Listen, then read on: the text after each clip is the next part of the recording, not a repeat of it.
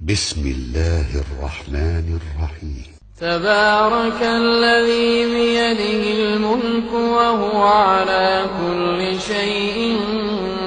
قدير، الذي خلق الموت والحياة ليبلوكم أيكم أحسن عملا وهو العزيز الغفور، الذي خلق 7 سماوات طباقا ما ترى في خلق الرحمن من تفاوت فارجع البصر هل ترى من فطور ثم ارجع البصر كرتين ينقلب إليك البصر خاسئا وهو حسير، ولقد زينا السماء الدنيا بمصابيح وجعلناها رجوما للشياطين وأعتدنا لهم عذاب السعير، وللذين كفروا بربهم عذاب جهنم وبئس المصير، إذا ألقوا فيها سمعوا لها شهيقا وهي تفور تكاد تميز من الغيظ، كلما ألقي فيها فوج سألهم خزنتها ألم يأتكم نذير، قالوا بلى قد جاءنا نذير فكذبنا وقلنا ما نزل الله من شيء إن أنتم إلا في ضلال كبير، وقالوا لو كنا نسمع أو نعقل ما كنا في أصحاب السعير،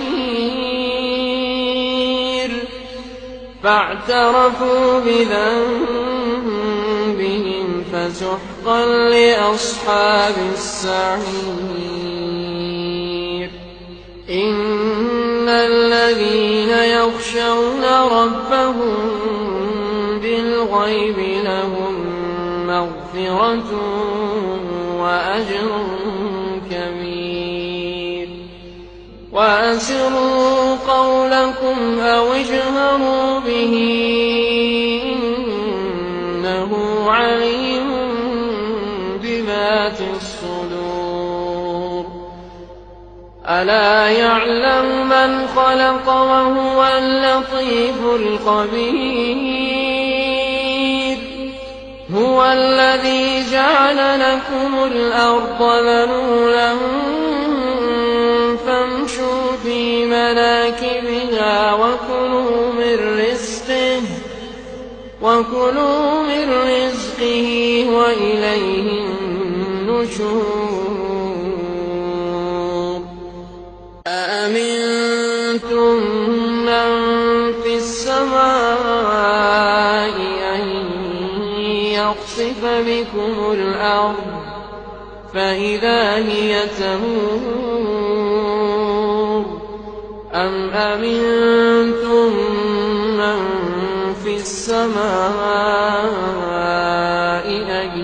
يرسل عليكم حاصبا فستعلمون كيف نذير، ولقد كذب الذين من قبلهم فكيف كان نكير، أولم يروا إلى الطير فوقهم صافات ويقبض ما يمسكهن إلا الرحمن إنه بكل شيء بصير أمن هذا الذي هو جند لكم ينصركم من دون الرحمن إن الكافرون إلا في غرور أمن هذا الذي يرزقكم إن أمسك رزقه بل لجوا في عتو ونفور أفمن يمشي مكبا على وجهه أهدى أمن يمشي سويا على صراط مستقيم قل هو الذي أنشأكم وجعل لكم السمع والأبصار والأفئدة قليلا ما تشكرون قل هو الذي ذرأكم في الأرض وإليه تحشرون ويقولون متى هذا الوعد إن كنتم صادقين قل إنما العلم عند الله وإنما أنا نذير مبين فلما رأوه زلفة سيئت وجوه الذين كفروا وقيل هذا الذي كنتم به تدعون قل أرأيتم إن أهلكني الله ومن معي أو رحمنا فمن يجير الكافرين من عذاب أليم قل هو الرحمن آمنا به وعليه توكلنا فستعلمون من هو في ضلال مبين قل أرأيتم إن أصبح ماؤكم غورا فمن يأتيكم بماء